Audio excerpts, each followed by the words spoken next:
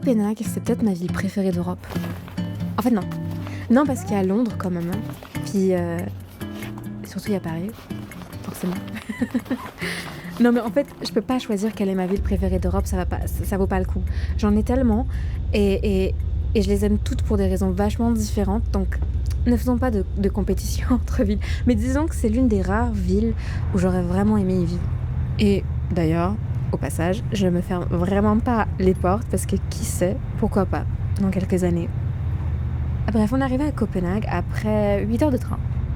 Alors, on quittait Berlin. On aurait clairement pu prendre un avion. Mais tu sais, je suis un peu une romantique dans l'âme. Je me suis dit qu'il fallait qu'on quitte Berlin avec un peu plus de conscience, qu'on ressente un peu ce départ physique, cet éloignement géographique. Et je m'étais dit que l'avion, ça aurait été beaucoup trop brusque. Je sais pas si tu vois ce que je veux dire, mais qu'en gros, le train, en voyant les paysages défiler, mentalement, on arrivait mieux à assimiler le départ et à faire un deuil plus, comment dire, délicat. On dirait une allumée. Non, mais je sais pas si tu vois ce que je veux dire, mais bref. On avait tellement hâte de visiter cette ville parce que Copenhague, on en a toujours entendu que du bien.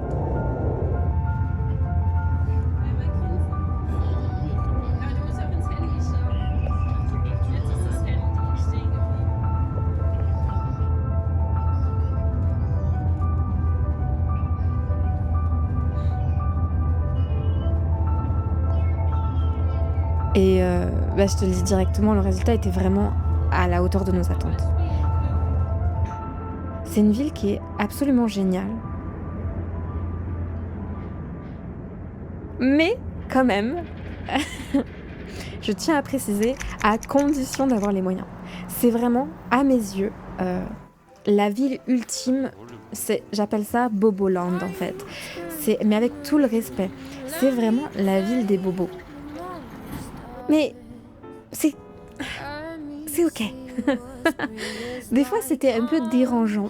J'ai vraiment ressenti ce côté où je sais pas, il y avait quelque chose d'un peu trop classe supérieure qui était un peu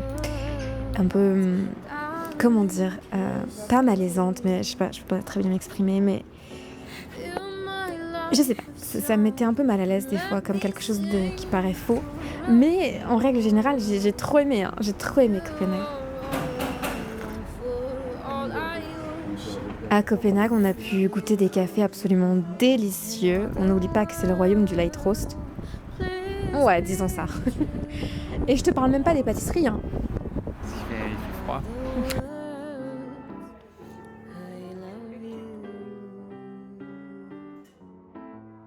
Fill my life with song and let me sing forevermore. You are all I long for, all I worship. À mes yeux, June, ça mérite entièrement sa popularité. Il n'y a plus de batterie. Non? Tu es pas d'accord avec moi? Si. Je sais qu'avec Hugo, on avait des dissonances, des désaccords plutôt par rapport à quelle pâtisserie méritait le titre de meilleure pâtisserie de Copenhague. Lui, il préfère Art, qui est genre un peu une sous-entreprise, enfin en tout cas qui est dérivée de Nomad, qui est du coup un des plus grands restaurants du monde, dont tu as peut-être entendu parler parce qu'ils étaient un peu dans la sauce dernièrement. Mais moi vraiment, June c'était ma perle rare, j'ai trouvé ça délicieux et pour le coup on est arrivé en fin de journée, donc il n'y avait plus que 2 choix et donc on n'a même pas vraiment choisi, on a juste pris les 2 choix qui restaient et j'ai trouvé ça vraiment bon, trop bon. Bref, je sais pas, moi je pense qu'il était un peu, je sais pas, il y avait quelque chose comme de l'ego je pense. Il voulait pas assumer que June était super bon, je sais pas pourquoi, il était dans un mauvais mood à ce moment-là, j'en sais rien.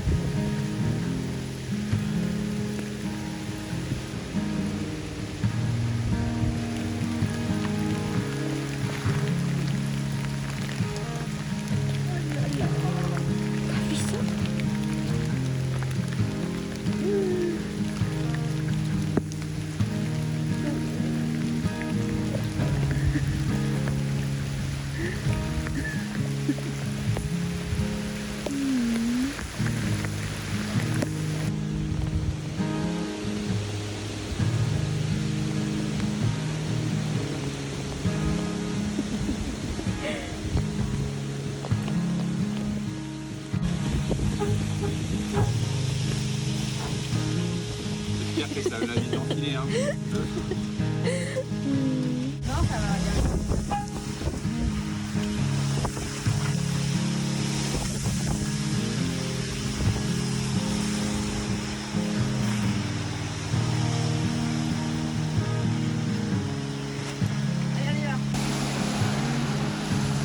Mais chaque adresse, c'est vraiment un éveil des papilles. Chaque menu, il est consciencieusement choisi. Les restaurants, ils t'offrent plus que de la nourriture, en fait, ils t'offrent une expérience. Ils t'offrent des moments inoubliables. Et tu vois, rien que tout ça, quand je dis ça, je me dis, bah, bobo, quoi. Mais c'est ok.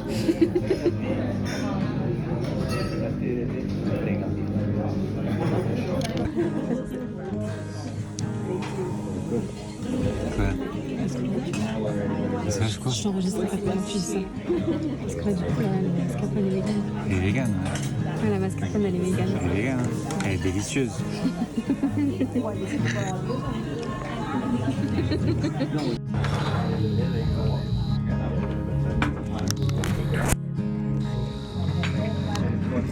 Bref, parce que j'ai vraiment adoré cette ville, quoi. C'est une grande ville active aux airs de village côtier.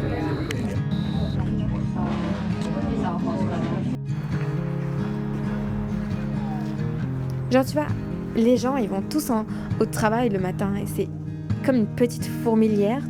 Mais à côté, tu marches de rue et t'as l'impression t'es sur les côtes de la Bretagne. Je sais pas. C'est une bonne ambiance. C'est une bonne ambiance. Je pense qu'il est fait vraiment bon vivre. Malgré toutes les critiques que j'ai pu faire juste avant.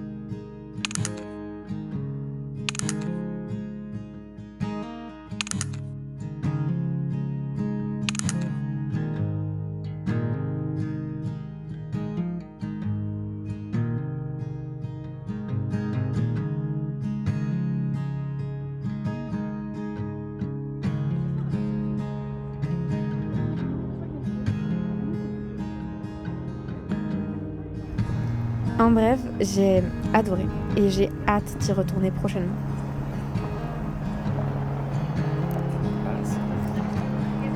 Je vais te copier.